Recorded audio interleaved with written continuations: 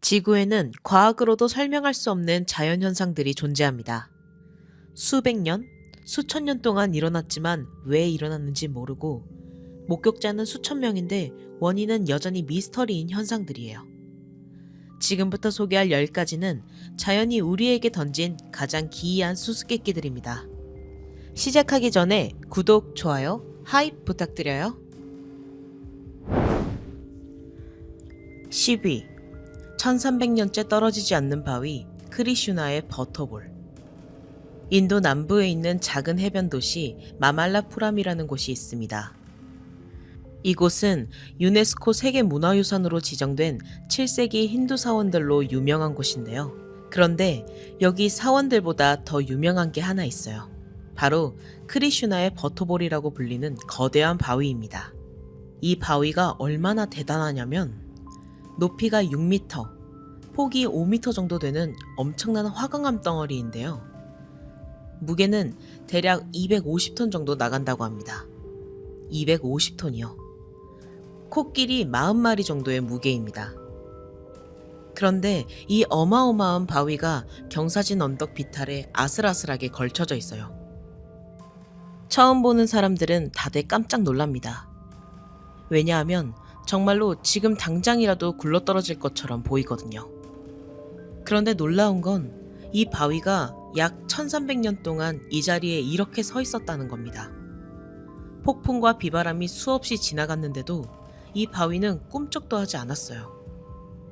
현지 사람들은 이 바위를 원래 반이라이칼이라고 불렀습니다. 타밀어로 하늘신의 돌이라는 뜻이에요. 신이 직접 이 자리에 놓았다고 믿었던 거죠. 그러다가 1969년에 인디라 간디 총리가 이곳을 방문했을 때 현지 가이드가 크리슈나의 버터 이야기를 들려주며 버터볼이라는 별명이 퍼지기 시작했다는 말도 있습니다. 힌두 신화에서 크리슈나 신이 어렸을 때 엄마 몰래 버터를 훔쳐먹는 걸 좋아했다는 이야기가 있거든요. 그래서 이 둥근 바위가 마치 크리슈나가 떨어뜨린 버터 덩어리 같다고 해서 크리슈나의 버터볼이라는 귀여운 이름이 붙었다는 거죠. 그런데 여기서 진짜 미스터리가 시작됩니다. 사람들이 이 바위를 어떻게든 움직여보려고 여러 번 시도했거든요. 가장 유명한 전설은 7세기의 팔라바 왕조의 나라시마바르반 왕이 했던 거예요. 왕은 이렇게 신성한 돌을 조각가들이 건드리면 안 된다고 생각해서 다른 곳으로 옮기려고 했습니다. 하지만 당시 최고의 기술을 동원했는데도 바위는 1mm도 움직이지 않았어요. 그리고 1908년에도 비슷한 일이 있었습니다. 당시 마드라스 총독이었던 아서 롤이라는 사람이 이 바위를 보고 걱정이 됐어요. 언젠가 이게 굴러떨어지면 아래 마을이 큰 피해를 입을 거라고 생각한 거죠. 그래서 코끼리 7마리를 동원해서 이 바위를 밀어보라고 명령했습니다. 코끼리 7마리요. 엄청난 힘이잖아요. 그런데 바위는 미동도 하지 않았어요. 결국 영국 정부도 포기하고 그냥 그 자리에 두기로 했습니다. 그럼 도대체 왜 이 바위는 안 떨어지는 걸까요? 과학자들의 설명은 이렇습니다. 바위가 언덕과 맞닿은 부분을 자세히 보면 생각보다 접촉 면적이 넓다는 거예요. 그리고 바위의 무게중심이 절묘하게 안정된 위치에 있어서 실제로는 굴러떨어질 위험이 거의 없다고 합니다. 일종의 자연이 만든 완벽한 균형점이라는 거죠. 하지만 재미있는 건 특정 각도에서 보지 않으면 이런 안정된 구조가 눈에 안 보인다는 겁니다. 전문가가 아니면 알아채기 힘들어요. 그래서 대부분의 사람들은 여전히 이 바위를 보면서 도대체 어떻게 안 떨어지는 거지? 라고 생각하게 됩니다. 그리고 또 하나 재미있는 사실이 있어요. 이 바위의 뒷부분을 보면 위쪽이 깨끗하게 잘려나간 것처럼 평평합니다. 앞에서 보면 둥근 공 모양인데 뒤에서 보면 반쪽짜리예요. 자연 침식으로 이렇게 깔끔하게 잘릴 수 있을까요? 이것도 미스터리 중 하나입니다. 현지 아이들은 이 바위가 서 있는 비탈을 미끄럼틀처럼 타고 놀아요. 그 옆에서 250톤짜리 바위가 버티고 서 있는데 말이죠. 그리고 가끔 염소들이 이 바위 위로 올라가서 쉬기도 한답니다. 정말 귀여운 광경이죠. 관광객들은 다들 바위 뒤로 가서 밀어보는 척 사진을 찍습니다. 마치 자기가 바위를 밀어서 떨어뜨릴 것처럼요.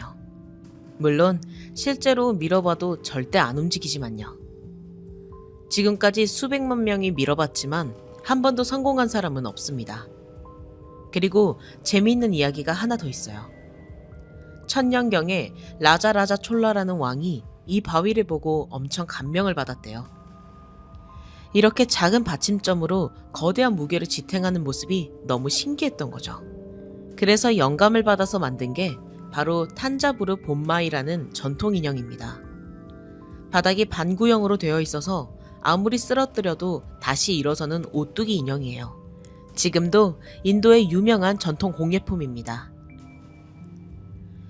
과학적으로는 설명이 안 되지만 직접 보면 여전히 신비롭습니다. 1300년 동안 수많은 폭풍과 지진을 견뎌낸 이 바위는 자연의 완벽한 균형이 얼마나 놀라운지 보여주는 살아있는 증거예요. 그리고 어쩌면 우리가 안정적이라고 생각하는 것과 실제로 안정적인 것 사이에는 큰 차이가 있다는 걸 알려주는 것 같습니다. 오늘도 크리슈나의 버터볼은 마말라푸람 언덕 위에서 관광객들을 맞이하고 있습니다. 여전히 아슬아슬하게, 하지만 꿋꿋하게 서 있으면서요. 9위, 60년 넘게 타오르는 지옥, 센트럴리아의 영원한 불. 펜실베이니아주의 센트럴리아라는 작은 마을이 있었습니다. 1960년에는 1435명이 살았던 평범한 탄광 마을이었어요. 사람들은 이웃끼리 친하게 지냈고 상점들이 활기찼고 아이들은 학교에 다녔습니다. 그런데 지금 이 마을에는 5명밖에 살지 않아요. 우편번호도 2002년에 없어졌고 마을이 지나던 도로는 영구 폐쇄되었습니다. 무슨 일이 있었던 걸까요? 센트럴리아 밑에서는 지금 이 순간에도 불이 타고 있습니다. 1962년 5월부터 시작된 불이에요. 60년 넘게 꺼지지 않고 있죠. 1962년 5월 27일, 일요일이었습니다. 메모리얼 데이를 앞두고 마을 의회는 쓰레기 매립장을 청소하기로 했어요. 이 매립장은 원래 1935년경에 석탄을 캐고 버려진 노천광산 구덩이였는데 나중에 쓰레기장으로 쓰이고 있었습니다. 폭이 약 23m, 깊이가 15m 정도 되는 큰 구덩이였어요. 마을 의회는 자원소방대원 5명을 고용해서 매립장을 청소하게 했습니다. 그런데 그들의 청소 방법이 문제였어요. 쓰레기를 한쪽 구석에 쌓아놓고 불을 질렀던 겁니다.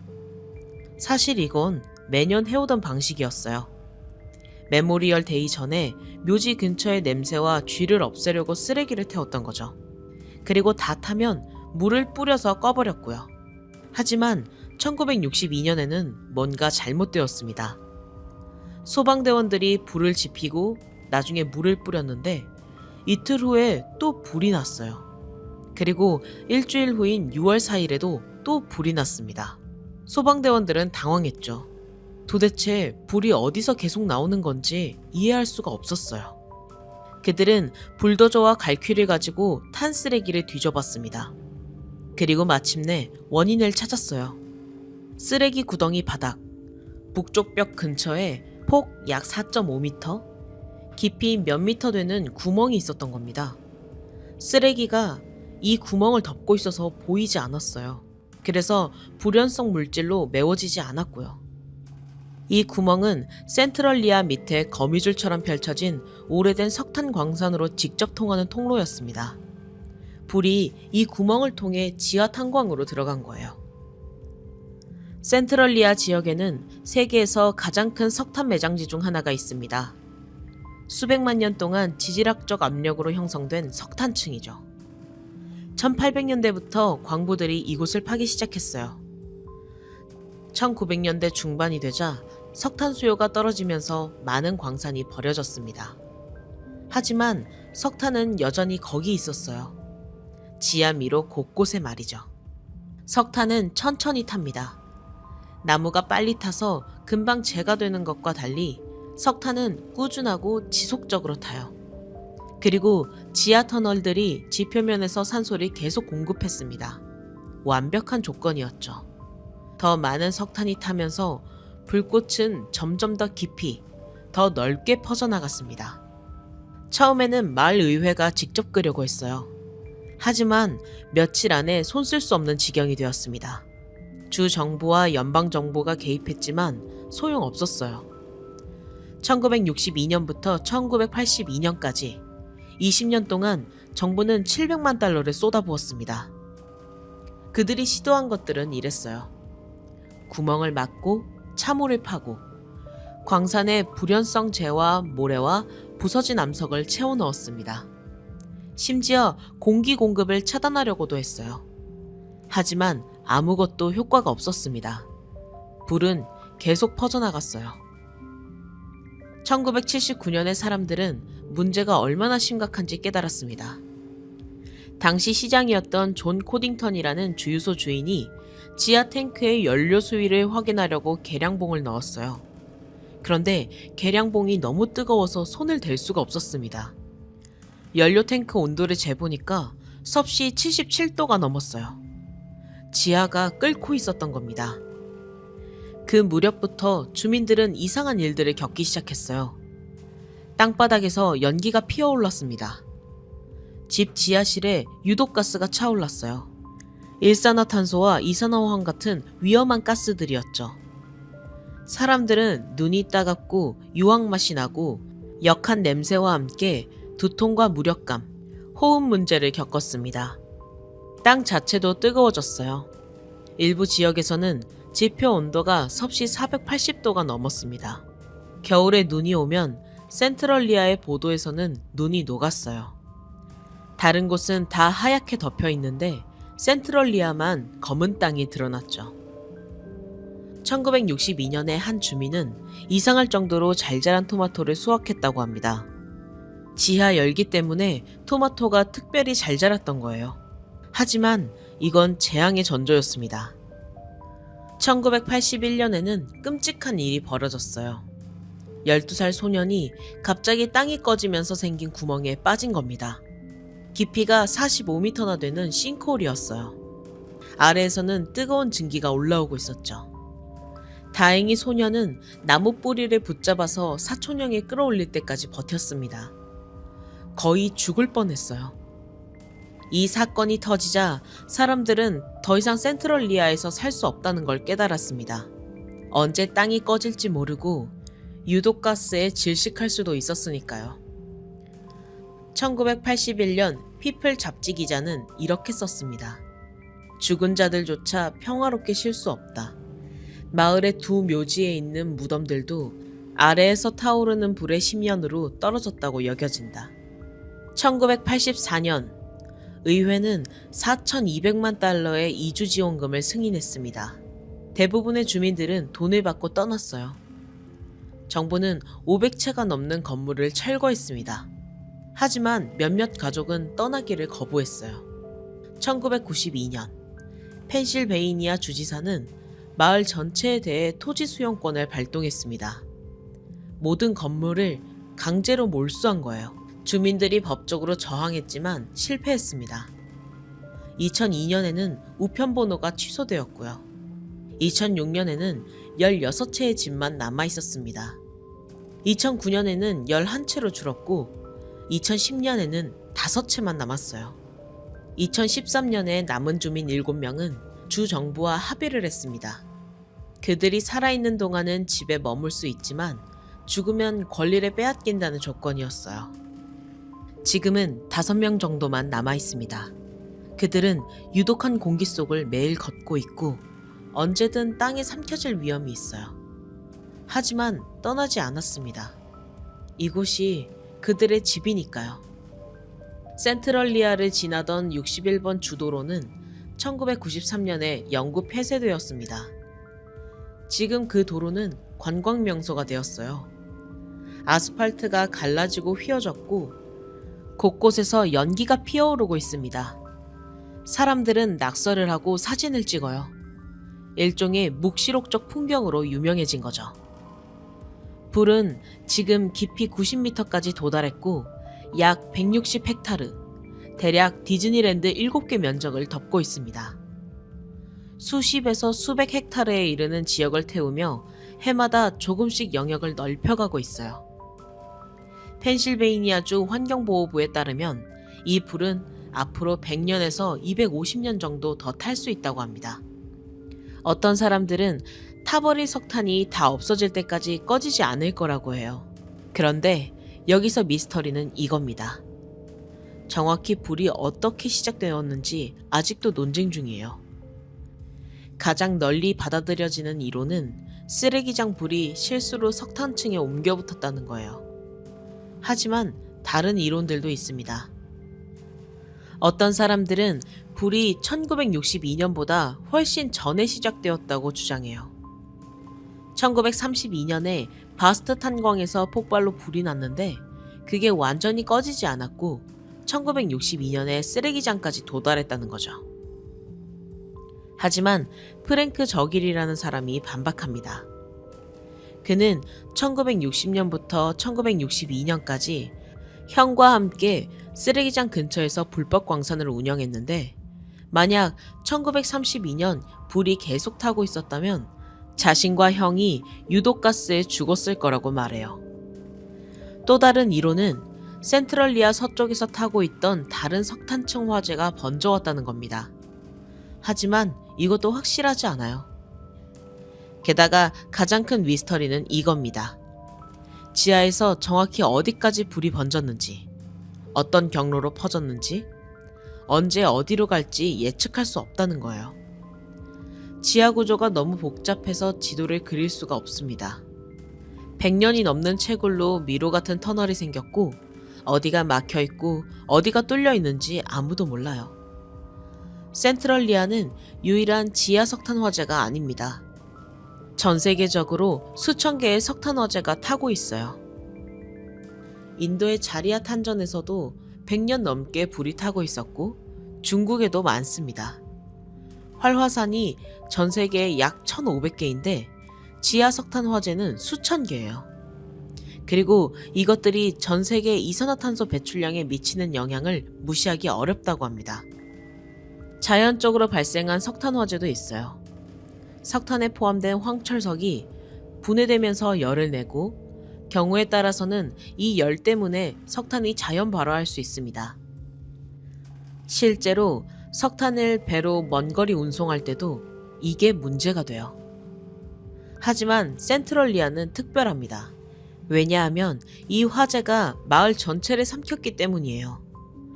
1,400명이 넘는 사람들이 집을 잃고 떠나야 했습니다. 번성하던 공동체가 사라졌어요. 이건 단순한 자연현상이 아니라 인간의 실수와 정부의 무능, 그리고 자연의 무자비한 힘이 만난 비극입니다. 오늘도 센트럴리아 밑에서는 불이 타고 있습니다. 보이지 않는 곳에서 소리 없이 끊임없이. 마을은 거의 사라졌지만 불은 여전히 살아있어요. 그리고 앞으로도 우리 생애 동안, 우리 자녀들의 생애 동안, 어쩌면 증손자들의 생애 동안에도 계속 탈 겁니다. 영원한 불지옥. 그게 바로 센트럴리아의 현실입니다. 8위. 사막이 그린 전묘와 나미비아의 요정원. 나미비아 나미브 사막에 가면 이상한 광경을 볼 수 있습니다. 건조한 풀밭 곳곳에 원형의 맨땅이 수천 개, 수만 개가 깔려 있어요. 마치 누군가 거대한 도장을 찍어 놓은 것처럼요. 지름은 2m부터 15m까지 다양하고 각 원은 절대 겹치지 않습니다. 일정한 간격을 두고 질서정연하게 배열되어 있어요. 위성사진이나 헬리콥터에서 내려다보면 정말 놀랍습니다. 사막이 스스로 폴가도트 무늬를 그려놓은 것처럼 보이거든요. 수백 킬로미터에 걸쳐 이 원형 패턴이 끝없이 이어집니다. 자연이 만든 추상화 같아요. 현지 사람들은 이걸 페어리 서클, 요정의 원이라고 부릅니다. 전설에 따르면 신들의 발자국이라고도 하고 요정들이 밤에 춤을 추고 간 자리라고도 해요.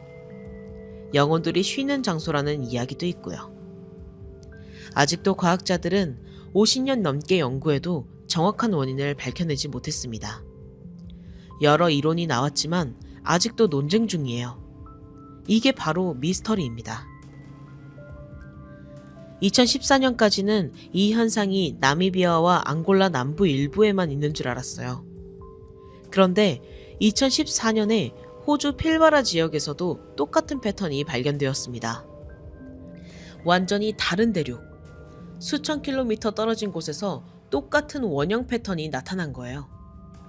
이건 더 큰 미스터리를 만들었죠. 가까이서 보면 각 원은 단단하게 다져진 맨땅입니다. 풀이 전혀 자라지 않아요. 하지만 원의 가장자리를 따라서는 풀이 무성하게 자랍니다. 마치 누군가 의도적으로 원을 그리고 테두리만 풀을 심어 놓은 것처럼요. 그럼 과학자들은 어떤 이론을 제시했을까요? 크게 두 가지 이론이 맞서고 있습니다. 첫 번째는 흰개미 이론입니다. 2013년에 독일 함부르크 대학의 노르베르트 위르겐스 교수가 제안했어요. 그의 주장은 이렇습니다. 모래 흰개미들이 원안의 풀뿌리를 먹어치워서 맨땅을 만든다는 거예요. 왜 그럴까요? 풀이 없으면 그 땅에 비가 왔을 때 물이 증발하지 않고 땅속에 오래 저장됩니다. 흰개미는 건조한 환경에서 살아남으려면 물이 필요하거든요. 그래서 의도적으로 풀을 제거해서 물 저장고를 만든다는 겁니다. 위르겐스 교수팀은 나미비아, 앙골라, 남아프리카에서 1700개가 넘는 요정원에서 모래 흰개미를 발견했다고 주장했어요. 그리고 2023년에도 추가 연구를 발표하면서 흰개미 이론을 더 강화했습니다. 그들은 실험도 했어요. 요정원에 살충제를 뿌려서 흰개미를 죽였더니 풀이 다시 자라기 시작했다고 주장합니다. 하지만 두 번째 이론을 주장하는 사람들은 이에 동의하지 않습니다. 이게 바로 식물 자기조직화 이론이에요.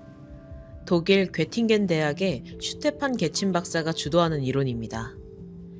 게친 박사의 주장은 이렇습니다. 극도로 건조한 환경에서 풀들은 물을 두고 치열하게 경쟁해요. 뿌리가 주변의 물을 빨아들이면서 중심부는 물이 부족해집니다. 그래서 중심부의 풀이 죽고 맨땅이 생기는 거죠. 그런데 이 맨땅은 비가 오면 물을 저장하는 역할을 해요. 가장자리 풀들이 이 물을 이용해서 더 무성하게 자라고요. 이런 식으로 풀들이 스스로 패턴을 만든다는 겁니다. 게친 박사는 2022년에 연구를 발표했어요. 그의 팀은 수백 개의 풀을 직접 파내서 뿌리를 확인했습니다. 그 결과 요정원 안에서 죽은 풀의 뿌리가 멀쩡했다고 해요. 흰개미가 먹은 흔적이 없었다는 거죠. 대신 물 부족과 관련된 패턴을 발견했습니다. 또 흙의 수분을 측정했더니 원안의 풀들이 죽는 시기에 주변 풀들이 물을 급격히 빨아들인다는 걸 확인했어요. 그리고 게친 박사는 호주에서 발견된 요정원도 연구했습니다. 호주 원에서는 흰개미를 찾을 수 없었어요. 대신 똑같은 식물 경쟁 패턴을 발견했죠. 그래서 그는 나미비아 원도 같은 원리라고 주장합니다. 그럼 나미비아에서 발견된 흰개미는 뭘까요? 게친 박사는 이렇게 설명해요. 흰개미는 죽은 식물을 먹고 사는 곤충이에요. 요정원에서 풀이 죽으니까 그 죽은 풀을 먹으러 온 거라는 겁니다. 원인이 아니라 결과라는 거죠. 요정원과 흰개미가 함께 발견되는 건 그냥 우연의 일치라고 주장합니다. 두 진영은 계속 논문으로 싸우고 있어요.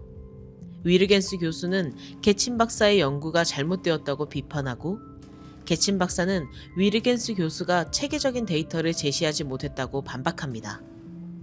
2015년에는 요정원 심포지엄이 열려서 양쪽 연구자들이 만나 토론했지만 합의에 이르지 못했어요. 그리고 최근에는 세 번째 이론도 나왔습니다. 프린스턴 대학의 코리나 타르니타와 로버트 플링글 교수가 제안한 복합 이론이에요. 그들은 컴퓨터 시뮬레이션을 돌려봤는데 작은 규모에서는 풀들이 스스로 작은 덩어리를 만들고 큰 규모에서는 흰개미 군락들의 경쟁이 더 큰 패턴을 만든다는 겁니다. 즉, 두 가지가 모두 작용한다는 거죠. 그리고 또 다른 발견도 있었어요. 2024년에 리치몬드 대학의 에이미 트레오니스 교수가 흙 속 선충류를 연구했습니다. 선충류는 토양에 사는 아주 작은 벌레예요. 놀랍게도 요정원 안쪽 흙에는 주변에 비해 선충류 밀도가 훨씬 낮았어요. 토양 생태계 자체가 죽어 있었던 겁니다. 트레오니스 교수는 이것도 요정원이 유지되는 이유 중 하나라고 주장해요. 토양 생태계가 없으면 풀이 다시 자랄 수가 없으니까요. 그럼 진짜 답은 뭘까요?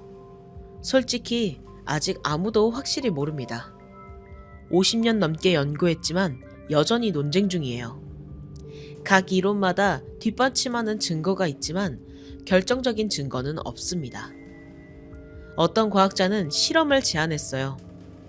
요정원의 흰개미를 완전히 제거해서 풀이 자라는지 보자는 거죠. 위르겐스 교수는 실제로 이 실험을 했다고 주장하는데 아직 정식 논문으로 발표하지는 않았어요. 재미있는 건 현지 전문가들의 의견도 갈린다는 겁니다.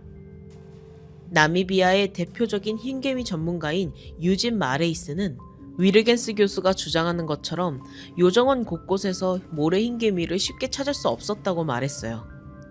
그리고 사회성 곤충 전문가인 월터 칭켈 교수도 10년 넘게 요정원을 연구했지만 흰개미가 그렇게 많지 않았다고 합니다. 그리고 또 하나 흥미로운 점이 있어요. 요정원은 일정한 규칙을 따릅니다. 서로 절대 겹치지 않고 일정한 간격을 유지해요. 이 간격은 수학적으로 예측 가능한 패턴을 따릅니다. 마치 자연이 수학 공식을 따라 그린 것처럼요. 이런 패턴은 식물이 스스로 조직화할 때 나타나는 전형적인 패턴이라고 개친 박사는 주장합니다. 요정원의 크기와 분포는 강우량과 온도, 계절성에 놀랍도록 정확하게 예측할 수 있대요. 이 데이터로 어느 지역에 요정원이 있을지 없을지 90% 이상 정확하게 맞출 수 있다고 합니다. 또 하나 신기한 건 요정원은 사막화의 지표일 수도 있다는 겁니다. 일부 모델에 따르면 강우량이 줄어들면서 풀밭이 변하는 과정이 있어요. 처음에는 요정원 같은 맨땅 패치가 생기고 그 다음에는 미로 같은 패턴이 되고 그 다음에는 풀이 점점 줄어들더니 마지막에는 완전히 벌거벗은 모래 언덕만 남는다는 겁니다. 그러니까 요정원은 경고 신호일 수 있어요. 지금 조치를 취하지 않으면 이 땅은 완전한 사막이 될 거야 라는 신호 말이죠. 현지인들은 이 요정원 사이를 걸어 다닙니다. 때로는 사륜 구동차나 쿼드바이크를 타고 가로지르기도 해요. 가까이서 보면 각 원이 거의 평범해 보이지만 조금만 뒤로 물러서면 패턴이 보이기 시작해요. 그리고 하늘에서 내려다보면 숨이 막힐 정도로 아름답습니다. 과학자들은 이 원들을 지도로 만들고 측정하고 모델링했습니다. 위성 이미지로 분포를 추적했어요. 현장 연구자들은 흙을 파서 조사했고요. 하지만 수십 년의 연구에도 불구하고 하나의 명확한 답은 나오지 않았습니다. 이론들은 모래처럼 형성되고 또 흩어졌어요. 하지만 사막은 진실을 자기 안에 간직한 채 말이 없습니다. 어쩌면 답이 하나가 아닐 수도 있어요. 어떤 곳에서는 흰개미가 주요 원인이고 다른 곳에서는 식물 경쟁이 주요 원인일 수도 있죠. 또는 여러 요인이 복합적으로 작용하는 걸 수도 있고요. 한 과학 기사는 이렇게 썼습니다. 요정원이 우리에게 가르쳐 주는 건 과학의 과정이지 확정된 사실의 집합이 아니라는 것이다. 맞는 말 같아요. 과학은 계속 질문하고 검증하는 과정이니까요. 철저하게 지도가 그려지고 측정되고 정복된 세상에서 요정원은 이해가 항상 즉각적인 것은 아니라는 걸 상기시켜줍니다. 불확실성에도 아름다움이 있어요. 질문 그 자체가 단만큼이나 매력적일 수 있죠. 모든 걸 설명할 수 없어도 괜찮습니다. 사막이 자기 요정들을 간직하게 두는 것도 괜찮지 않을까요? 오늘도 나미브 사막에서는 수만 개의 원이 햇빛 아래 놓여 있습니다. 여전히 일정한 간격으로, 여전히 미스터리하게. 과학자들은 계속 논쟁하고 연구하고 실험하겠지만 요정원은 그저 거기에 있을 뿐입니다. 마치 자연이 그린 전묘화처럼요. 7위. 지구의 무한 동력 발전소 카타툼보의 영원한 번개. 베네수엘라 서부, 카리브해로 흘러나가는 거대한 호수가 있습니다. 마라카이보 호수예요. 남아메리카에서 가장 큰 호수죠. 그리고 이 호수에서는 매일 밤 놀라운 일이 벌어집니다. 해가 지면 하늘이 켜집니다. 말 그대로요. 번개가 끊임없이 내리치기 시작해요. 한두 번이 아니라 시간당 최대 280번, 분당 28번씩 치는 겁니다. 그리고 이게 밤새 계속됩니다. 보통 9시간에서 10시간 동안요. 1년 365일 중 약 260일 이상. 거의 매일 밤 이런 일이 벌어져요. 같은 장소에서 거의 같은 시간에 규칙적으로. 지구상 어디에도 이렇게 많은 번개가 한 곳에 집중되는 곳은 없습니다. 나사의 번개 관측 위성 데이터에 따르면 이곳은 1평방킬로미터당 연간 250번의 번개가 치는 말 그대로 지구에서 가장 전기적인 장소예요. 현지 사람들은 이걸 카타툼보 번개라고 부릅니다. 카타툼보 강이 마라카이보 호수와 만나는 지점에서 발생하기 때문이죠. 스페인어로는 렐람파고 델 카라툼보예요. 그리고 또 다른 이름이 있습니다. 마라카이보의 등대. 이유가 있어요. 이 번개는 400km 떨어진 곳에서도 보입니다. 과거 선원들은 이 번개빛으로 항해했어요. 진짜 등대처럼 쓴 거죠. 16세기부터 이미 기록이 있습니다. 1597년에 스페인 시인 로페 데 베가가 쓴 시 드라곤테아에 이 번개가 나와요. 영국 해적 프랜시스 드레이크가 1595년에 마라카이보를 기습 공격하려고 했는데 카타툼보 번개가 밤하늘을 환하게 비춰서 영국 배의 실루엣이 드러났다고 합니다. 그래서 기습이 실패했대요. 1823년 7월 24일 베네수엘라 독립전쟁 때도 이 번개가 역사를 만들었습니다.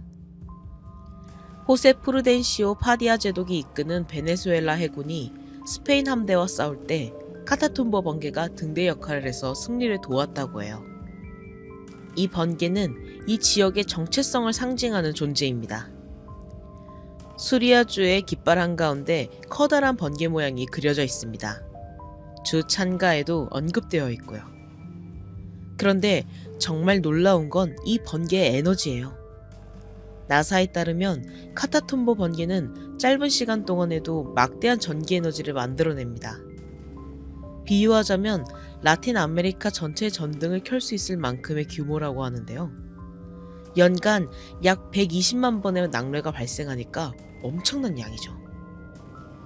그럼 도대체 왜 이런 일이 벌어질까요? 과학자들은 여러 이론을 제시했지만 완전히 합의된 답은 아직 없어요. 가장 유력한 설명은 지형과 바람 패턴의 독특한 조합입니다. 마라카이보 호수는 세 방향이 산으로 둘러싸여 있어요. 안데스 산맥, 페리아 산맥, 메리다 산맥이 분지처럼 호수를 감싸고 있죠. 북동쪽만 바다로 열려 있습니다.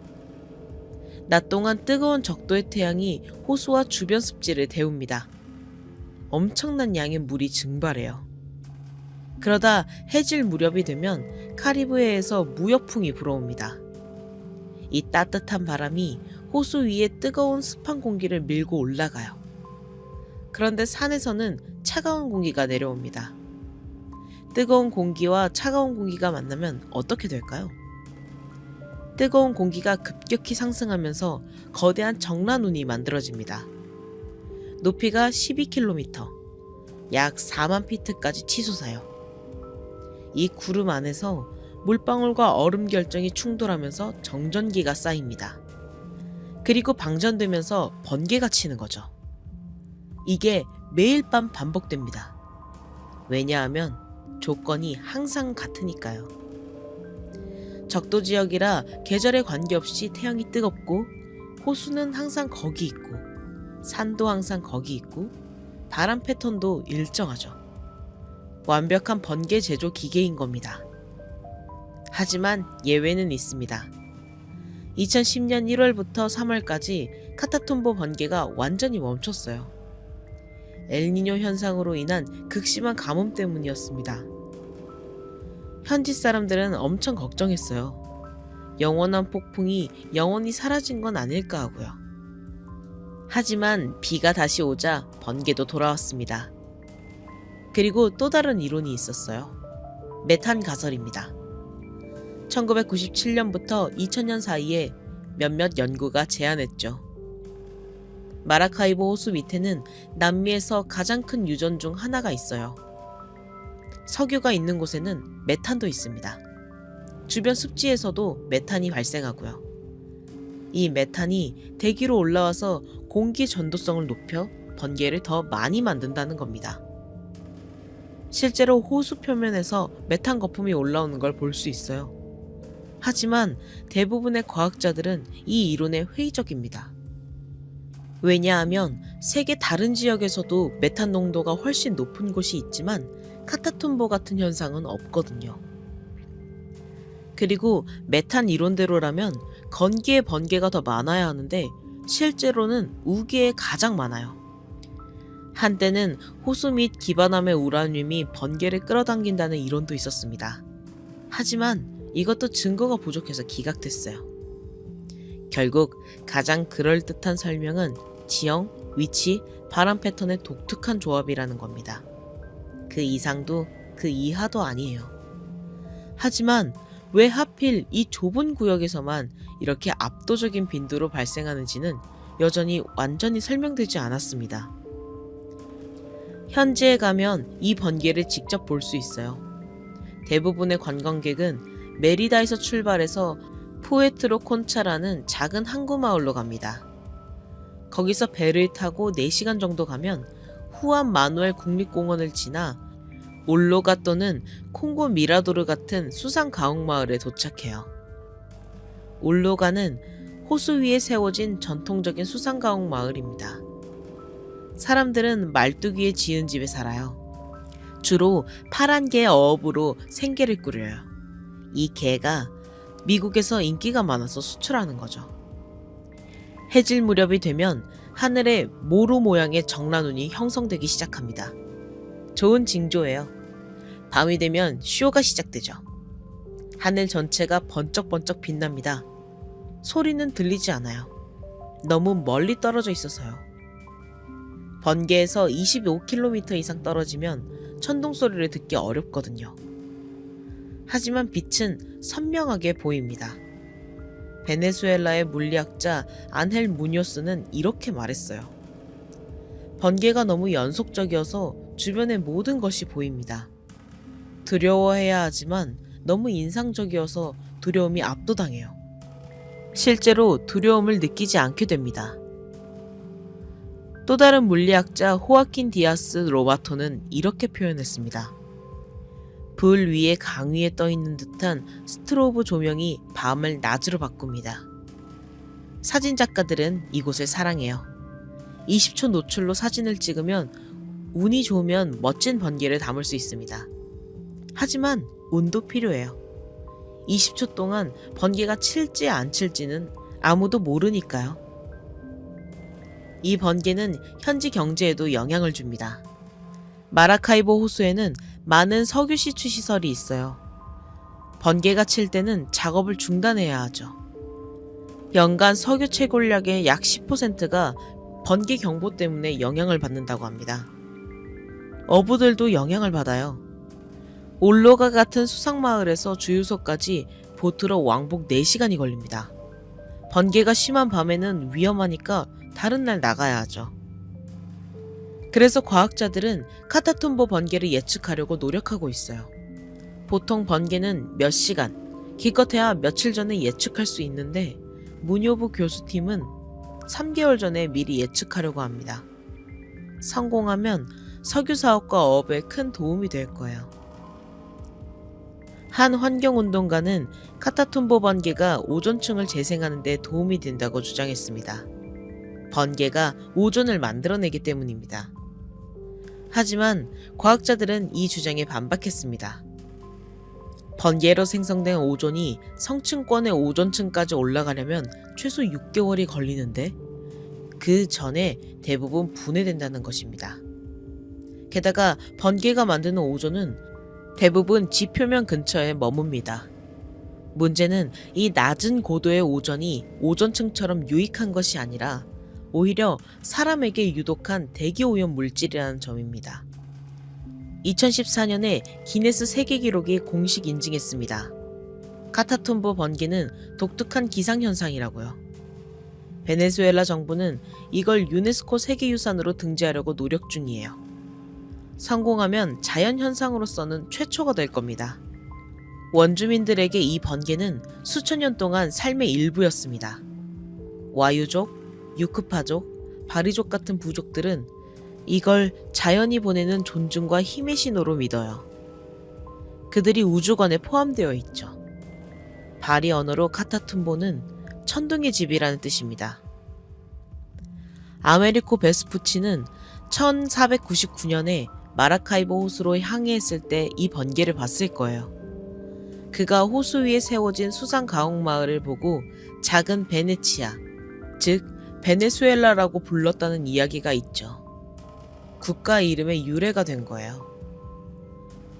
19세기 이탈리아 지리학자 아구스틴 코다치는 1841년에 이렇게 기록했습니다.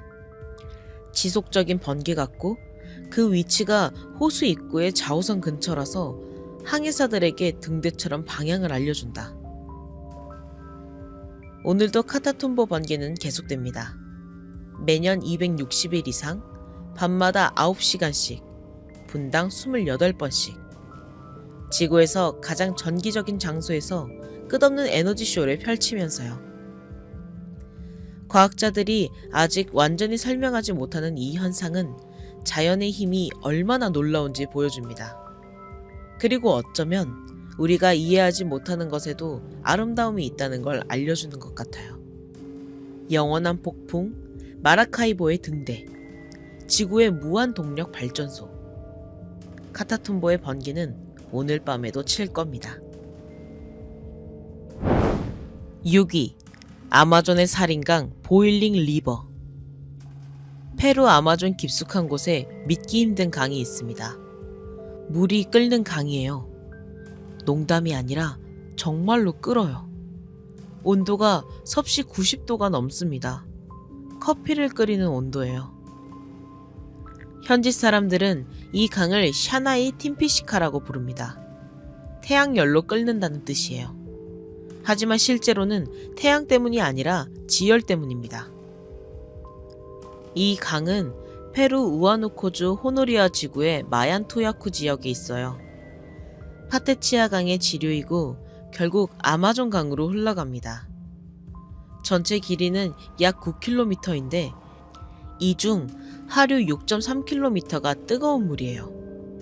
가장 깊은 곳은 4.5m, 가장 넓은 곳은 30m 정도 됩니다. 강의 상류는 평범한 정글 개울이에요. 수온이 섭씨 27도 정도죠. 하지만 강이 흐르면서 지질학적 단층대를 지나가면 온도가 급격히 올라갑니다. 땅속 깊은 곳에서 뜨거운 지열수가 올라오면서 강물을 데우는 거예요. 가장 뜨거운 곳은 하류 부분입니다. 평균 온도가 섭씨 86도 정도인데 어떤 온천에서는 섭씨 99.1도까지 측정되었어요. 거의 끓는 점이죠. 이 강에 손을 담그면 어떻게 될까요? 지열과학자 안드레스 루소는 이렇게 말합니다. 몇 초 안에 2도 화상이나 3도 화상을 입게 됩니다. 동물들은 더 비참해요. 개구리가 가장 흔한 희생자예요. 강에 빠지면 눈이 즉시 하얗게 변하면서 익어버립니다. 작은 설치류, 뱀, 심지어 새들도 죽은 채 발견되었어요. 물고기는 당연히 살 수 없죠. 강 전체가 생물학적으로 거의 무균 상태입니다. 보통 아마존 수로에 있어야 할 물고기, 갑각류, 곤충이 전혀 없어요. 주변 생태계에도 이 열기의 흔적을 고스란히 보여줍니다. 마른 덤불, 갈라진 땅, 습기를 좋아하는 식물들이 눈에 띄게 없어요. 열대 생물 다양성의 맥락에서 이런 황량한 지역은 거의 전례가 없습니다. 2022년 마이애미 대학의 라이어 포르티어 박사 연구팀이 적외선 열화상, 드론 영상, 지중 온도 센서를 사용해서 조사했어요. 강 주변의 식생이 희박한 지역과 지표 열이상 현상 사이에 직접적인 상관관계가 있다는 걸 발견했습니다. 포르티어 박사는 이렇게 묘사했어요. 주변 숲이 더 부서지기 쉽고 관목 같고 눈에 띄게 스트레스를 받은 상태였습니다. 낙엽이 마르고 바스락거렸어요. 열대우림에서 기대할 만한 모습은 아니죠. 그럼 도대체 왜 이 강은 이렇게 뜨거울까요? 가장 큰 미스터리는 이겁니다. 이곳은 화산지대가 아니거든요. 보통 뜨거운 온천은 화산 활동과 연결되어 있어요. 아이슬란드, 옐로스톤 같은 곳 말이죠. 하지만 샤나이 팀피시카에서 가장 가까운 화산은 700km 이상 떨어져 있습니다. 이건 말이 안 돼요. 사실 2011년까지만 해도 대부분의 학자들은 끓는 강이 그냥 전설이라고 생각했어요. 믿을 수 없었던 거죠. 화산도 없는데 어떻게 강물이 끓을 수 있냐고요. 그런데 한 청년이 이 전설을 증명했습니다. 바로 안드레스 루소예요. 루소는 페루계 미국인 지열과학자입니다. 어렸을 때 할아버지로부터 이상한 이야기를 들었어요. 페루 정글 깊숙한 곳에 황금 도시 엘도라도가 있고 거기엔 물이 끓는 강이 흐른다는 전설이었죠. 할아버지는 생존자들이 돌아와서 들려준 이야기라고 했어요. 아마존 여전사들, 사람을 잡아먹는 거대한 뱀들, 그리고 끓는 물의 강. 루소는 어렸을 때는 그냥 재미있는 이야기로만 들었어요. 하지만 지질학을 공부하면서 생각이 바뀌었습니다. 혹시 진짜일까? 그는 대학원생 시절에 이 강을 찾기로 결심했어요. 행운이 따랐습니다. 루소의 이모가 우연히 이 강을 지키는 샤먼의 아내를 알고 있었던 거예요. 페루 정부 동료들로부터 지도를 얻고 내셔널 지오그래픽의 젊은 탐험가 프로그램 지원을 받아서 루소는 우아누코 정글로 향했습니다. 리마에서 페루 아마존 최대 도시인 푸칼파까지 비행기를 타고 흙길을 따라 긴 드라이브를 하고 파치테아 강을 보트로 약 30분간 거슬러 올라가야 했어요. 그러다 물 온도가 서서히 올라가기 시작했습니다. 처음엔 목욕물 같더니 점점 뜨거워졌어요. 그리고 마침내 그는 찾았습니다. 증기가 피어오르는 강을. 전설이 아니었어요. 진짜였습니다. 루소는 2011년부터 이 강을 과학적으로 연구하기 시작했어요. 그의 연구 결과 이 강은 신부열수 순환이라는 메커니즘으로 가열된다는 걸 알아냈습니다. 작동 원리는 이래요. 안데스 산맥의 빗물이나 빙하가 녹은 물이 땅속으로 스며듭니다. 이 물은 다공성 단층대를 통해 수천 미터 깊이로 내려가요. 거기서 지구의 지열로 가열됩니다. 그리고 균열을 통해 빠르게 다시 올라오면서 거의 끓는 온도로 표면에 나타나는 거죠. 이게 화산이 없는데도 뜨거운 물이 나오는 이유예요. 지구의 지열 경사 때문입니다. 지구 멘틀에 가까울수록 온도가 높아지거든요. 이 물이 여러 온천으로 솟아나와 강으로 합류하면서 자연적인 가마솥을 만드는 겁니다. 루소가 조사했을 때 세 가지 이론이 있었어요. 첫째, 과학자들이 놓친 화산 시스템이 있다. 둘째, 비화산성 지열 현상이다. 셋째, 자연이 아니라 유전에서 나온 기름 유출이다. 이 지역은 페루 아마존에서 가장 오래된 활성 유전 근처거든요. 결과는 두 번째였어요. 비화산성 지열 현상이었습니다. 하지만 이상하게 높은 유량으로 흐르는 거죠. 이게 미스터리예요. 현지 아샤닌카 원주민 공동체는 이미 수백 년 동안 이 강을 알고 있었습니다. 그들의 구전 역사는 영혼들과 부주의하게 접근하는 사람들을 벌주는 강에 대해 경고했어요. 샤나이 팀피시카라는 이름은 여러 시대 동안 존재해왔죠. 현지 샤먼들은 이 끓는 물이 야쿠마마라는 거대한 뱀 영혼에 의해 탄생했다고 믿어요. 물의 어머니라는 뜻입니다. 강의 경계에 있는 큰 바위가 이 동물을 상징한다고 해요. 그리고 이 물에 치유력이 있다고 믿습니다. 실제로 현지인들은 온도가 낮은 구간에서 목욕을 해요. 천연 사우나처럼 쓰는 거죠. 관광객들도 갈 수 있어요. 강둑을 따라 6km 걸으면서 온도 변화를 느낄 수 있습니다. 어떤 구간은 너무 뜨거워서 멀리 떨어져야 하지만 어떤 구간은 온도가 낮아서 편안하게 목욕할 수 있어요. 루소는 자신의 연구를 통해 이 강을 보호하고 싶었어요. 그의 TED 강연은 이렇게 끝납니다. 샤먼에게 이곳은 신성한 장소입니다. 지구 과학자에게는 독특한 지열 현상이에요. 불법 벌목꾼과 목장주들에게는 그냥 또 하나의 착취할 자원이고요. 페루 정부에게는 개발 준비가 된 또 하나의 보호받지 못하는 땅일 뿐입니다. 실제로 이 지역은 아마존의 다른 곳처럼 벌목꾼, 개발업자, 석유 이권으로 위협받고 있어요. 루소는 자신의 연구가 페루 정부에 압력을 가해 이 강에 마땅한 보호를 제공하기를 바랐습니다. 하지만 이 강은 단순한 지질학적 호기심 이상의 의미가 있어요. 일부 연구자들은 이곳을 기후변화가 열대 생태계에 미치는 영향을 연구하는 자연적 모델로 보고 있습니다. 포르티아 박사는 이 지역을 지속적인 지구온난화 하에 미래 아마존 기후에 대한 자연 시뮬레이션이라고 봐요. 평균 기온이 섭씨 2도 이상 오르면 아마존에서 나무 덮개와 생물 다양성이 크게 감소할 것이라는 기후 모델과 일치하는 조건이거든요. 이런 의미에서 끓는 강은 단순한 지질학적 호기심이 아니에요. 경고입니다. 미래가 어떤 모습일지 속삭이는 환경적 이상치죠. 한 번에 한 줄기 뜨거운 물결로요.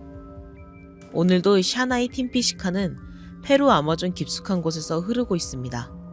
증기를 내뿜으며 생명을 삼키며 화산도 없이 끓으면서 과학자들이 아직 완전히 이해하지 못하는 지열 구조의 미스터리를 품은 채로요. 5위 우주와 맞닿은 불꽃놀이 상층 대기 번개. 번개는 누구나 봤을 거예요. 먹구름에서 땅으로 내리치는 빛나는 섬광 말이죠. 하지만 여러분이 본 건 일반 번개일 뿐입니다. 그 위에 완전히 다른 세계의 번개가 있다는 걸 아세요?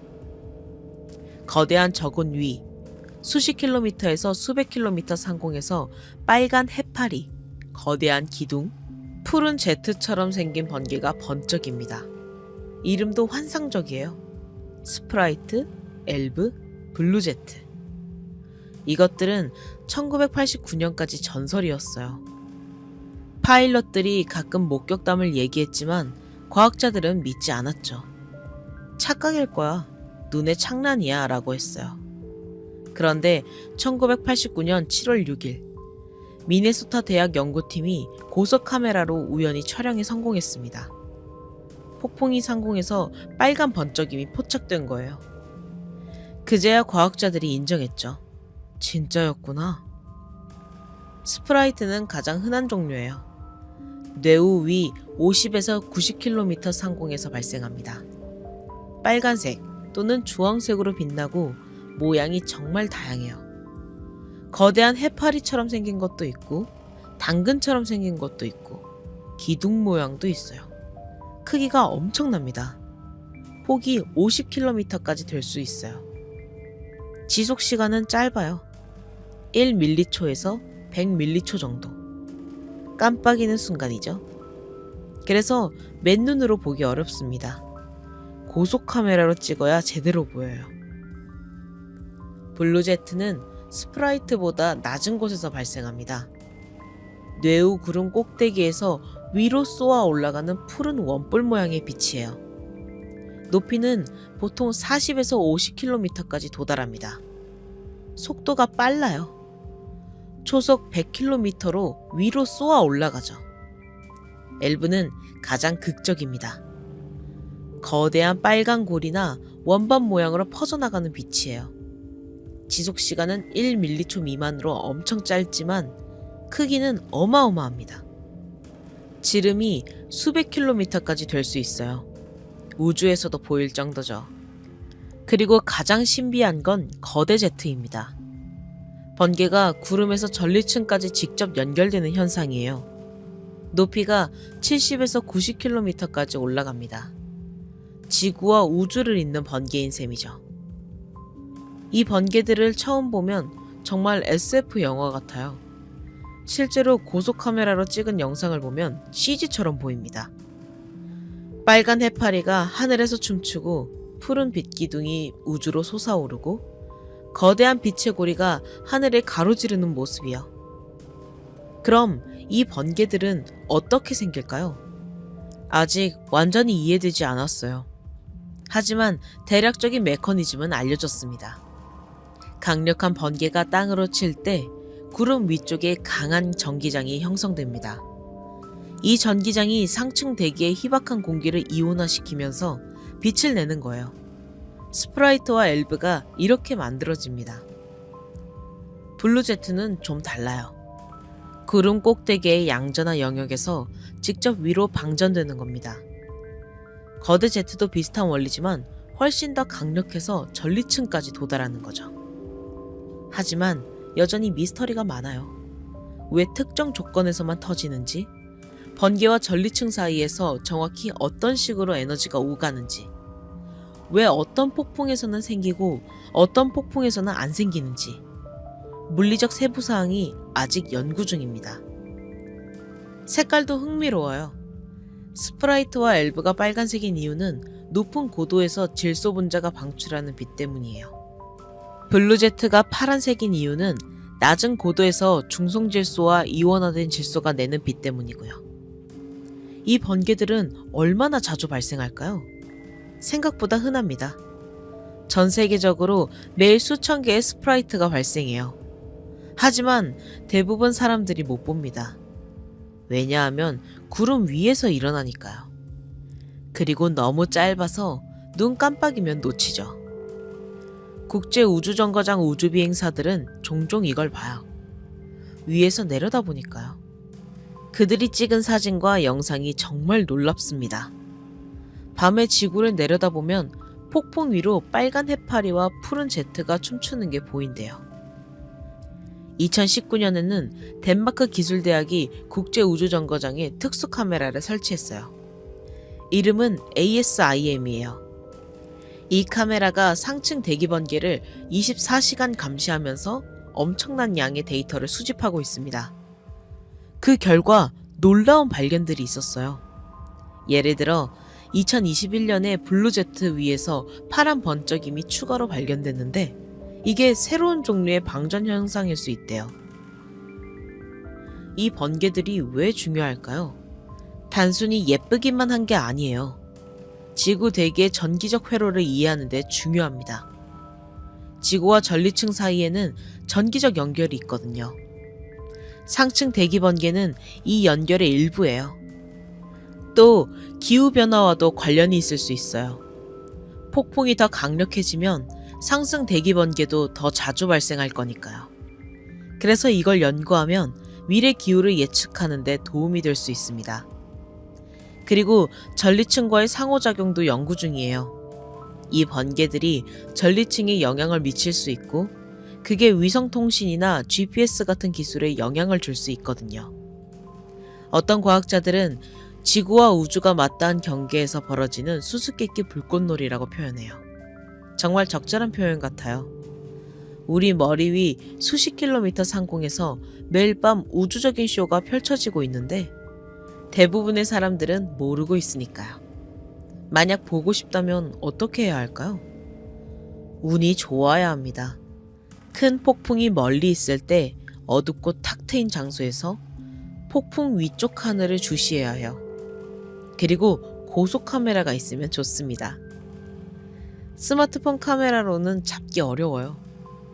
하지만 과학자들과 폭풍 사냥꾼들이 찍은 멋진 영상들이 많아요. 보면 경이롭죠. 자연이 이렇게 아름다운 걸 숨겨놓았다니.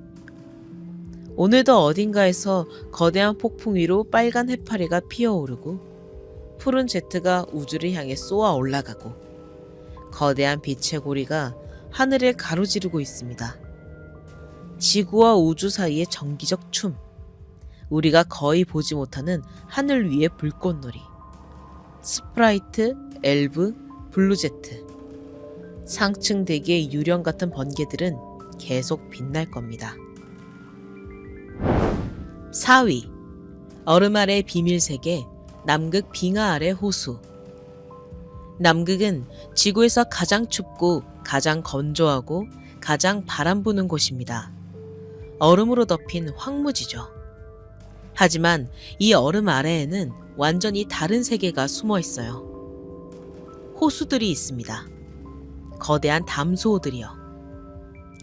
얼음 밑 수킬로미터 깊이에 갇혀있는 호수들이에요. 지금까지 400개가 넘는 빙하 아래 호수가 발견되었습니다. 가장 유명한 건 보스토크 호수예요.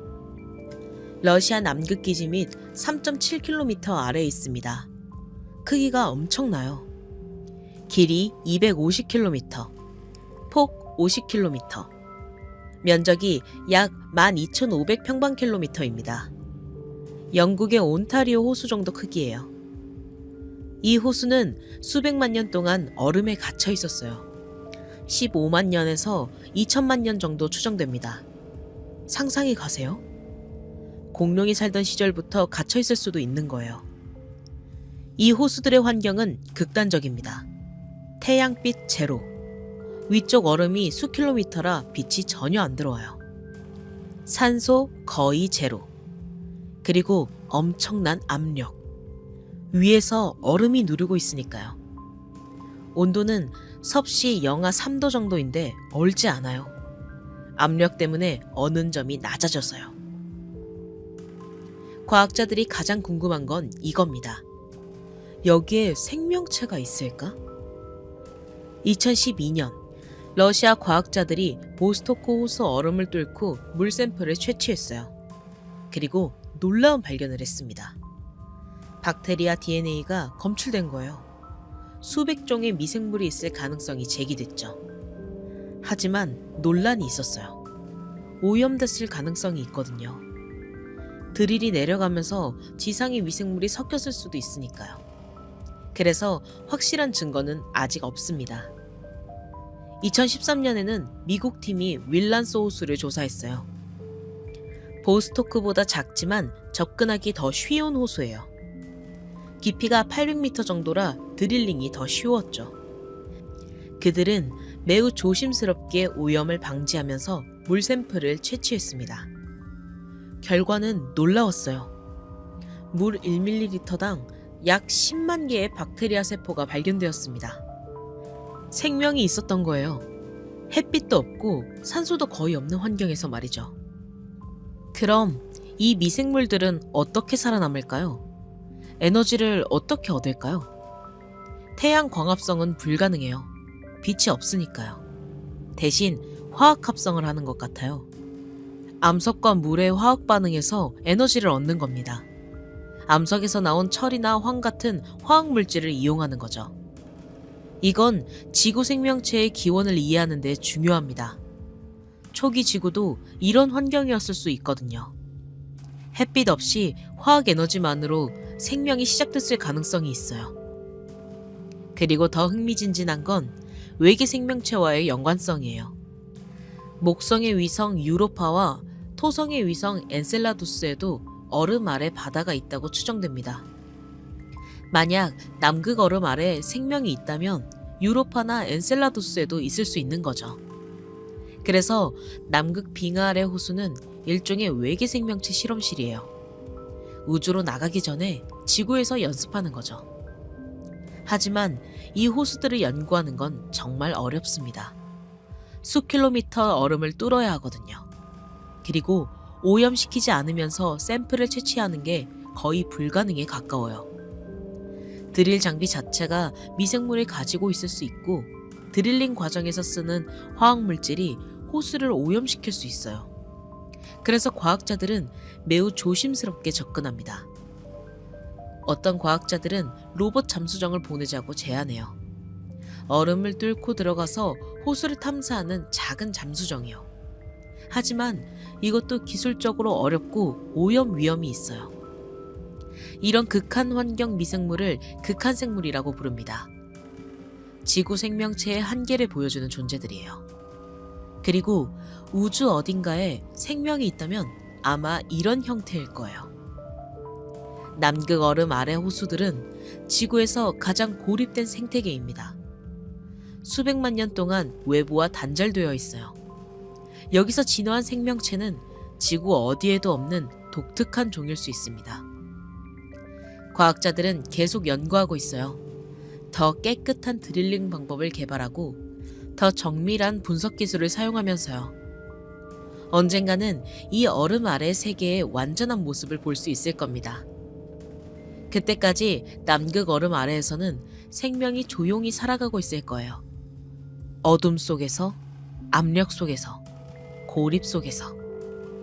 태양을 본 적 없는 생명체들이 수백만 년째 자신들만의 세계를 유지하면서요.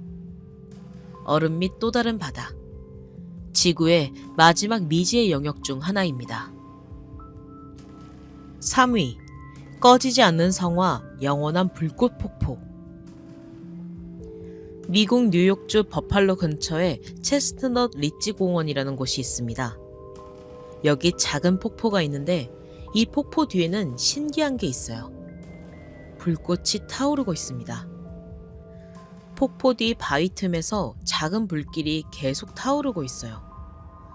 높이는 10에서 20cm 정도의 작은 불꽃인데 신기하게도 물이 쏟아지는데도 꺼지지 않습니다. 이 불꽃을 영원한 불꽃, 이터널 플레임이라고 불러요. 왜냐하면 아마 수천 년 동안 타오르고 있었을 테니까요. 가끔 폭우나 강풍으로 꺼질 때도 있지만 누군가 다시 점화하면 계속 탑니다. 원리는 간단해요. 바위 틈에서 천연가스가 나오고 있는 거예요. 이 가스에 누군가 불을 붙이면 계속 타는 겁니다. 지하에서 탄화수소 가스가 계속 공급되니까요. 전 세계에 이런 영원한 불꽃이 몇 군데 있어요. 아제르바이잔의 야나르다그, 이라크의 바바 구르구르, 중국의 화이엔산 같은 곳들이죠. 대부분 석유나 가스 매장지 근처에 있습니다. 하지만 체스트넛 리지의 불꽃은 특별해요. 과학자들이 연구했더니 이상한 점을 발견했거든요. 2013년 인디애나 대학의 아르노우트 판 슈테게른과 주세페 에티오페 교수가 이 불꽃을 조사했습니다.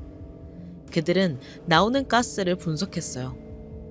대부분의 천연가스는 유기물이 높은 온도에서 열분이 될 때 생깁니다. 보통 섭씨 100도 이상이 필요해요. 그런데 체스트넛 리지 주변 암석의 온도는 그렇게 높지 않았습니다. 주변 암석은 데본기 셰일이에요. 약 4억 년 전에 형성된 퇴적암이죠. 이 암석의 현재 온도는 가스를 만들기에 충분히 높지 않아요. 그럼 가스는 어디서 오는 걸까요? 한 가지 가능성은 더 깊은 곳에서 올라온다는 겁니다. 지하 깊은 곳에는 온도가 높아서 가스가 생성될 수 있거든요. 그 가스가 단층이나 균열을 따라 위로 올라오는 거죠. 또 다른 가능성은 예전에 형성된 가스가 암석 안에 갇혀 있다가 천천히 새어나온다는 겁니다. 수백만 년 전에는 온도가 더 높았을 수도 있으니까요. 하지만 정확한 메커니즘은 아직 완전히 이해되지 않았어요. 왜 하필 이 바위 틈에서 가스가 나오는지, 유량이 어떻게 유지되는지, 언제까지 계속될지 아무도 확실히 모릅니다. 과학자들이 가스 조성을 분석했더니 주로 메탄이었어요. 약 35%가 메탄이고 나머지는 에탄, 프로판 같은 다른 탄화수소들이었습니다. 이산화탄소와 질소도 조금 섞여 있고요. 재미있는 건 가스 유량이 일정하지 않다는 거예요. 계절에 따라, 날씨에 따라 변합니다. 때로는 불꽃이 작아지고 때로는 커져요. 가끔은 완전히 꺼지기도 하고요. 하이커들이 이 불꽃을 보러 많이 와요. 폭포 뒤로 들어가면 바위 틈에서 오렌지빛 불꽃이 타오르는 걸 볼 수 있습니다. 주변이 물보라로 젖어 있는데 불만 타고 있는 게 신기하죠. 가끔 불이 꺼져 있을 때가 있어요. 그럼 하이커들이 라이터로 다시 점화합니다. 쉽게 붙어요. 가스가 계속 나오고 있으니까요. 이 불꽃이 언제부터 있었는지는 정확히 모릅니다. 하지만 원주민들도 봤을 거예요. 아마 수천 년 동안 타오르고 있다고 전해지니까요. 번개나 산불로 처음 점화됐을 수도 있고 원주민들이 의도적으로 불을 붙였을 수도 있어요. 세계 다른 곳의 영원한 불꽃들은 종교적 의미를 가지고 있어요. 아제르바이잔의 야나르다그는 조로아스터교의 성지였습니다. 불을 숭배하는 종교라고 불리는 조로아스터교에서는 자연적으로 타오르는 불을 신성하게 여겼거든요. 고대 그리스의 올림픽 성화도 원래는 자연적으로 타오르는 불에서 가져온 거예요. 지금은 렌즈로 햇빛을 모아서 점화하지만 옛날에는 델포이 신전의 영원한 불꽃에서 가져왔다고 합니다. 체스트넛 리지의 불꽃은 그런 거창한 의미는 없지만 나름의 매력이 있어요. 작은 폭포 뒤에 숨은 작은 불꽃, 물과 불이 공존하는 신비한 장면. 과학자들은 이런 자연가스 분출구를 연구하면서 지구의 탄소 순환을 이해하려고 해요. 얼마나 많은 메탄이 자연적으로 대기로 방출되는지, 이게 기후에 어떤 영향을 미치는지 알고 싶은 거죠. 메탄은 강력한 온실가스예요. 이산화탄소보다 훨씬 강력하죠. 그래서 자연적인 메탄 배출이 전 지구적으로 얼마나 되는지 파악하는 게 중요합니다. 하지만 체스트넛 리지 불꽃 하나가 배출하는 양은 미미해요. 전 세계 메탄 배출량에 비하면 거의 없는 수준이죠. 그래도 연구 가치는 있습니다. 비슷한 현상이 전 세계에 얼마나 많은지 모르니까요. 이 불꽃은 언제까지 타오를까요? 아무도 몰라요. 지하가스가 고갈될 때까지? 그게 언제일지 예측할 수 없습니다. 어쩌면 수백 년, 수천 년 더 탈 수도 있어요. 아니면 내일 갑자기 멈출 수도 있고요. 정량적인 모델이 없어요. 지하 구조가 어떻게 되어 있는지, 가스 저장량이 얼마나 되는지, 유량이 어떻게 변하는지 정확히 모르니까요. 그래서 이 작은 불꽃은 여전히 미스터리입니다. 우리가 완전히 이해하지 못하는 지질학적 현상. 언제까지 어떤 구조 덕분에 유지되는지 알 수 없는 자연의 등불. 오늘도 체스트넛 리지 폭포 뒤에서 작은 불꽃이 타오르고 있습니다. 물이 쏟아지는 와중에도 조용히 끊임없이. 지구가 품은 작은 비밀 중 하나로요. 2위. 얼음 위의 피, 블러드 폭포. 남극 테일러 빙하. 순백의 얼음으로 뒤덮인 황량한 풍경입니다. 그런데 이 하얀 얼음 사이로 선명한 빨간 액체가 쏟아져 나와요.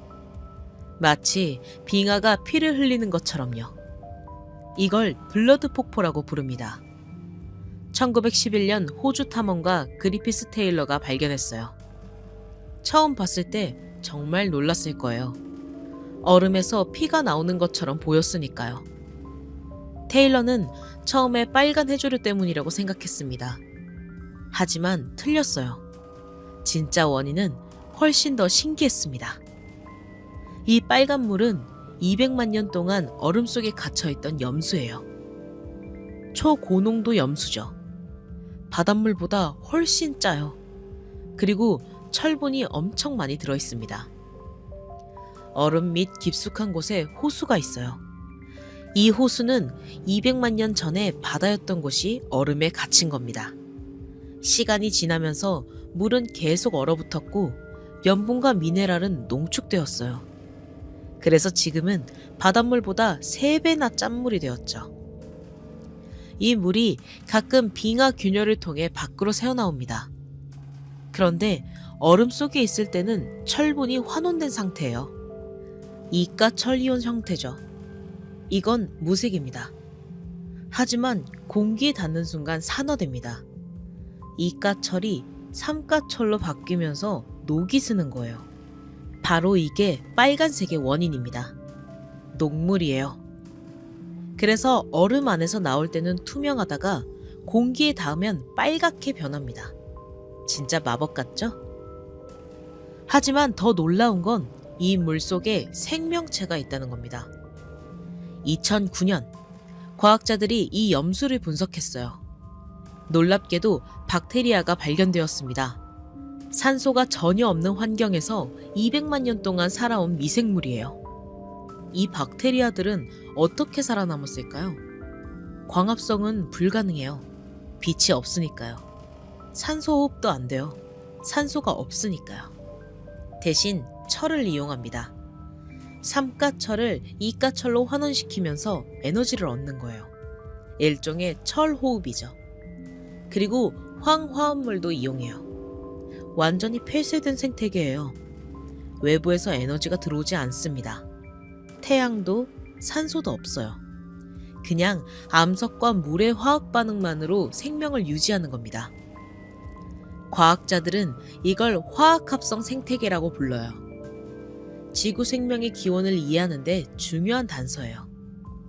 초기 지구에는 산소가 없었거든요. 최초의 생명체도 이런 식으로 에너지를 얻었을 수 있습니다. 그리고 외계 생명체 연구에도 중요해요. 목성의 위성 유로파나 토성의 위성 엔셀라두스에도 얼음 아래 바다가 있다고 추정됩니다.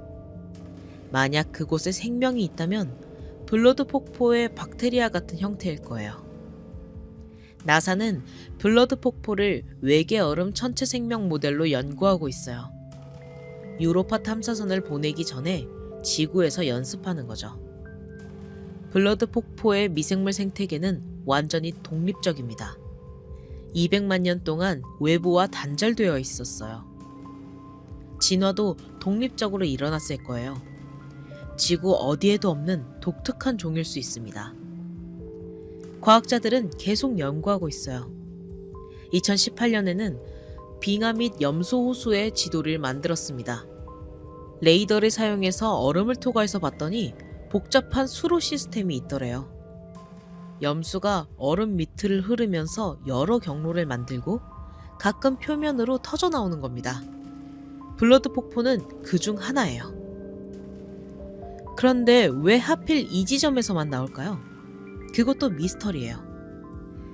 빙하 구조와 압력, 온도의 복잡한 상호작용 때문일 텐데 정확한 메커니즘은 아직 완전히 이해되지 않았어요. 블러드 폭포는 계속 흐르지 않아요. 간헐적이에요.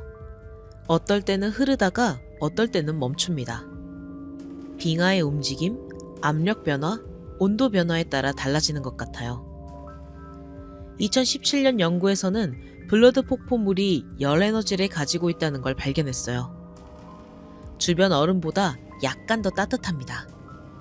이 열이 얼음을 녹여서 물이 흐를 수 있게 하는 거예요. 열은 어디서 올까요? 아마 지열일 거예요. 지구 내부에 열이 전달되는 거죠. 그리고 염분이 높아서 어는 점이 낮아진 것도 도움이 됩니다. 관광객들은 블러드 폭포를 보러 갈 수 없어요. 너무 외진 곳이고 남극이니까요. 하지만 위성사진이나 탐험대가 찍은 사진으로 볼 수 있습니다. 정말 인상적이에요. 순백의 빙하에 선명한 빨간 줄기가 그어진 모습. 자연이 만든 예술작품 같아요. 하지만 단순한 예술이 아니라 과학적 보물입니다. 생명의 한계, 진화의 가능성, 외계 생명의 실마리를 품고 있는 거죠. 오늘도 테일러 빙하 어딘가에서 빨간 물이 흐르고 있을지 모릅니다. 200만 년의 시간을 품은 물이 산소 없이 살아온 미생물들과 함께 하얀 얼음 위에 빨간 흔적을 남기면서요. 남극의 피, 블러드 폭포는 계속 흐를 겁니다. 1위, 노르웨이의 유령 불빛 헤스달렌의 빛. 노르웨이 중부 트론헤임에서 남쪽으로 120km 떨어진 곳에 헤스달렌이라는 작은 계곡이 있습니다. 인구 150명 정도의 조용한 시골 마을이에요. 그런데 이곳에서는 1940년대부터 이상한 일이 벌어지고 있습니다. 하늘에 빛이 나타나요. 흰색, 노란색, 빨간색의 공 모양 빛입니다. 크기는 다양해요. 차만한 것부터 집만한 것까지. 밝기도 다양하고요. 가로등만한 것부터 헤드라이트보다 밝은 것까지. 이 빛은 아무 소리 없이 나타납니다. 그리고 계곡 상공을 떠다니죠. 때로는 가만히 떠 있고, 때로는 천천히 움직이고, 때로는 갑자기 급가속합니다. 지속 시간도 제각각이에요. 몇 초만 나타났다 사라지는 것도 있고 1시간 이상 떠 있는 것도 있어요. 1980년대 초에는 특히 심했습니다. 일주일에 15번에서 20번씩 나타났어요.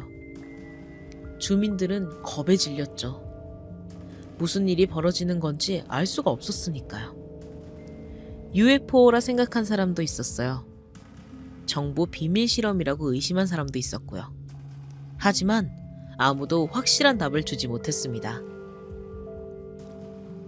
1983년 지역 주민들이 과학자들에게 도움을 요청했어요. 그래서 1984년부터 헤스달렌 프로젝트가 시작되었습니다.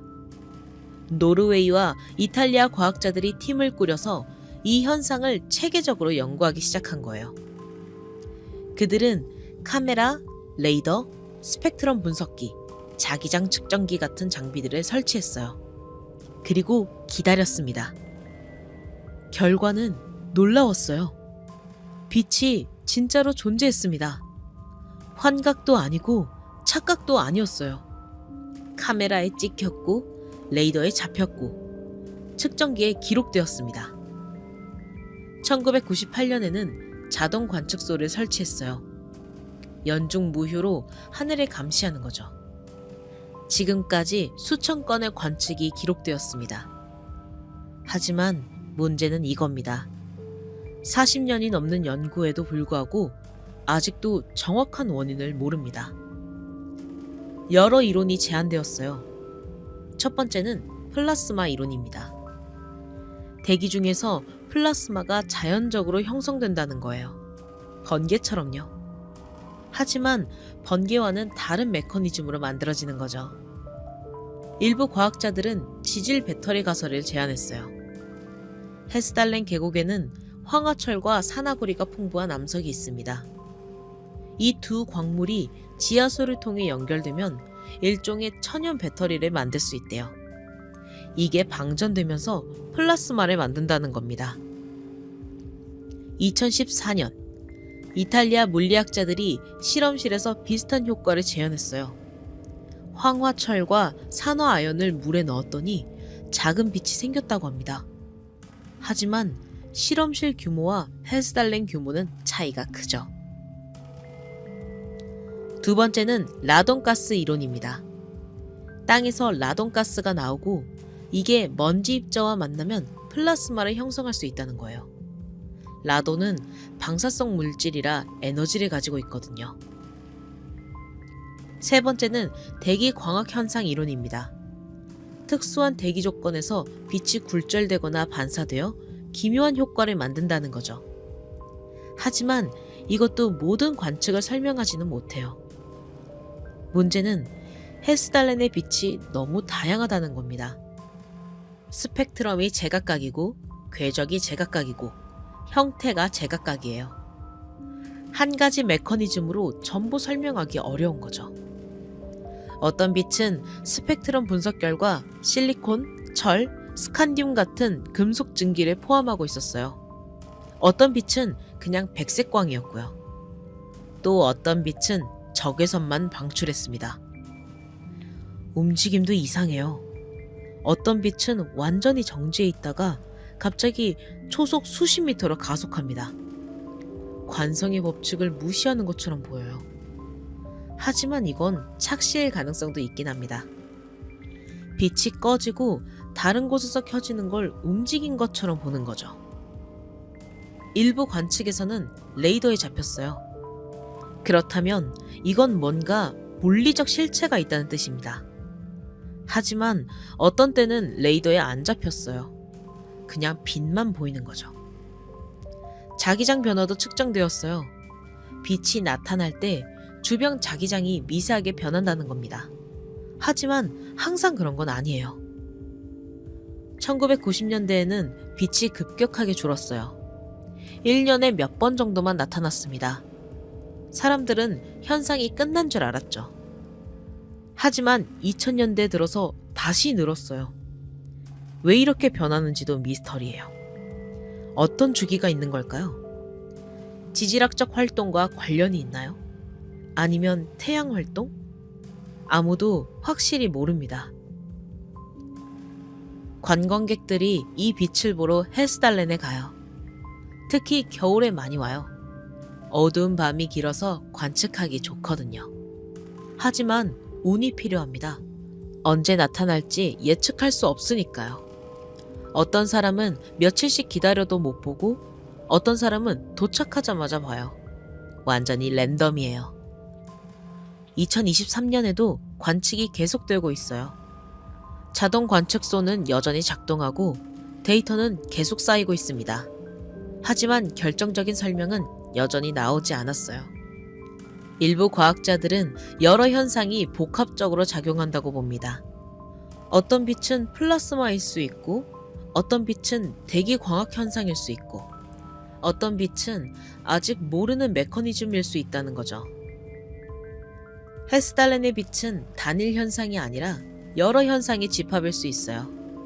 그래서 하나의 이론으론 설명하기 어려운 거죠. 현지 주민들은 이미 익숙해졌어요. 아, 또 빛이 나왔네 하고 넘어갑니다.